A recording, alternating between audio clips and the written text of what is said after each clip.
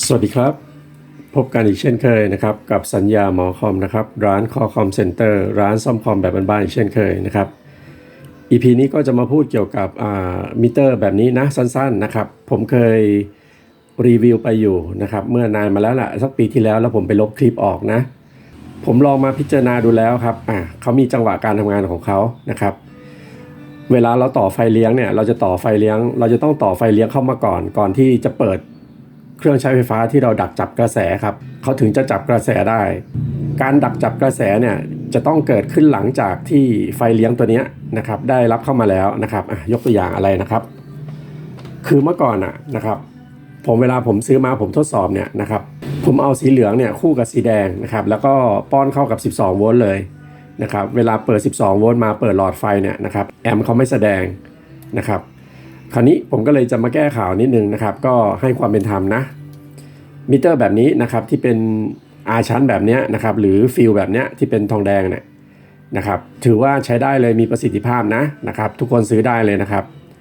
ซื้อได้เลยนะผมต้องขออภัยด้วยนะครับ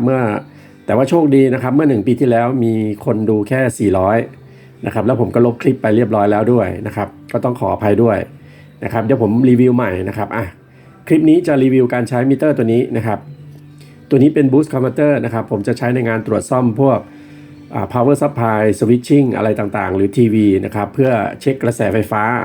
เวลาเขาเปิดออนขึ้นมานะครับประมาณนั้นนะ power supply นะครับก็จาก EP ที่แล้วนะที่ซ่อมระบบเซลล์ oscillator นะครับตัวนี้จะพังกี่รอบเราก็ซ่อมได้นะครับแผนผังระบบเซลล์ oscillating สำหรับรุ่นนี้นะก็ผมแปะไว้ที่หลังบ้านเรียบร้อยนะครับทุกคนก็ไปดาวน์โหลดไปอ่านได้นะครับก็ผมถนัดทำเป็นชีตนะทำเป็นชีตให้ทำอะไรไปเรื่อยๆนะครับก็ผมไม่ถนัดทำหนังสือครับต้องขออภัยด้วยนะครับ FC ถ้ารอหนังสือผมน่าจะรอหลายปีนะผมไม่รู้จะเขียนออกอีท่าไหนเหมือนกันนะครับผมเป็นคนเขียนไม่ค่อยเก่งนะครับแต่ก็พยายามฝึกอยู่ครับพยายามฝึกทุกอย่างเลยนะแค่ขึ้นคำนำนี่ก็เอาหัวทิ่มแล้วนะคนเขียนเนี่ยหัวทิ่มนะครับตัวนี้นะครับเดี๋ยวผมจะรีวิวก่อนนะครับผมเสียบปลั๊กมานะครับ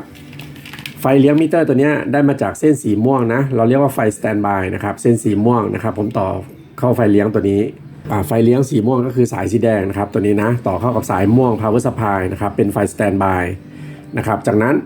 ทันทีที่ผมเปิดตัวนี้นะครับเปิด power supply เนี่ยนะครับ power supply ก็จะทำงานเลยนะครับก็คือการจั๊มสายเขียวนะครับใส่สายดำ power supply ก็จะทำงานนะครับตัวนี้จะเป็นเปิดระบบบูสต์นะครับตัวนี้นะเปิดปั๊บนะครับกระแสก็จะดักได้ทันเห็นไหมครับ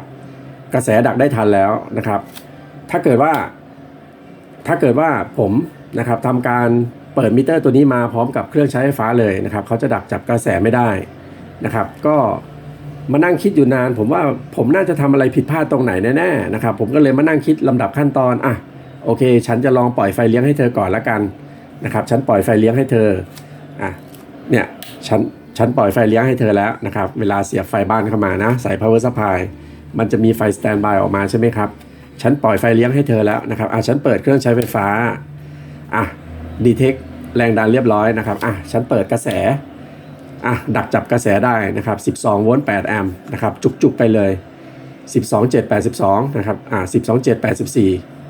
12 8 96นะครับตีไป100วัตต์นะครับ100วัตต์จุกๆเลยผลลัพธ์ที่ได้ก็คืออะไรครับนี่ครับเดี๋ยวตัวนี้เดี๋ยวผมจะไปเปิดด้านนอกนะครับเผื่อมอสเฟตระเบิดก็ให้มันแตกไปนะครับก็อันตรายนะครับเวลาทดสอบกับระบบ Boost Converter เนี่ยนะครับด้วยความถี่สูงเนี่ยเขาสามารถสร้างแรงระเบิดที่สะเก็ดมอสเฟตเนี่ยจะกระเด็นใส่ตาได้นะครับเพราะฉะนั้นนักเรียนนักศึกษาหรือเพื่อนๆนะครับที่ทดลองเกี่ยวกับระบบ Boost หรือการซ่อมงานเกี่ยวกับมอสเฟตหรือ IGBT หรือทรานซิสเตอร์เนี่ยแนะนำให้ใส่แว่นตานิดนึงนะหรือเฟสชิลนะครับใส่เฟสชิลนิดนึงนะครับตัวนี้ผมขับที่8แอมป์นะครับตอนนี้ก็100วัตต์นะสวยๆนะครับสวยๆนะ100วัตต์เลยนะครับไม่ร้อนครับไม่ร้อนเย็นกริบเลยนะครับเดี๋ยวผมปิดก่อนนะครับปิด Boost Converter 12โวลต์นิ่งๆเลยนิ่งๆแบบ efficiency นะครับตัวนี้ดีมากที่ผมออกแบบมานะครับก็ออกแบบสำเร็จแบบฟลุกๆนะครับเป็น Boost Converter นะครับตัวนี้แหละที่ผมมุ่งเป้าที่ผมอยากจะทำให้สำเร็จเป็นชิ้นเป็นอันมานานนะครับก็คือผมจะใช้ในงานตรวจซ่อมนะครับอุปกรณ์ไฟฟ้า ที่เป็น High Power นะครับก็คือนะครับผมล็อกแรงดันไว้ที่ไม่เกิน350ตัวนี้นะเขาจะไม่เกิน350แต่ว่าถ้าเกิดว่าสวิตช์ด้วยแรงดัน12-13โวลต์ฝั่งเนี้ยเขาจะออกประมาณสัก250นะครับแต่ถ้าเราสวิตช์ด้วยแรงดัน24โวลต์เนี่ยตัวนี้จะทะลุไป350ได้สบายๆเลยแต่ว่าผมจะเอาเซฟก่อนนะครับผมจะทดลองยืนที่12โวลต์ก่อนนะครับก็ประมาณนั้นนะครับคลิปนี้นะครับก็มารีวิวนะครับโวลต์มิเตอร์อีกครั้งนะครับประสิทธิภาพดีมากนะครับการจูนแอมป์นะครับก็จูนจากหลอดไส้ก็ได้หลอดไส้รถยนต์นะครับเขาจะกิน 1.8 โวลต์นะครับที่แรงดัน12โวลต์หรือ 1.6 นะครับเราจูนที่ตรงนั้นเลยก็ได้นะครับประมาณนั้นนะครับขอบคุณสำหรับการรับชมนะคะ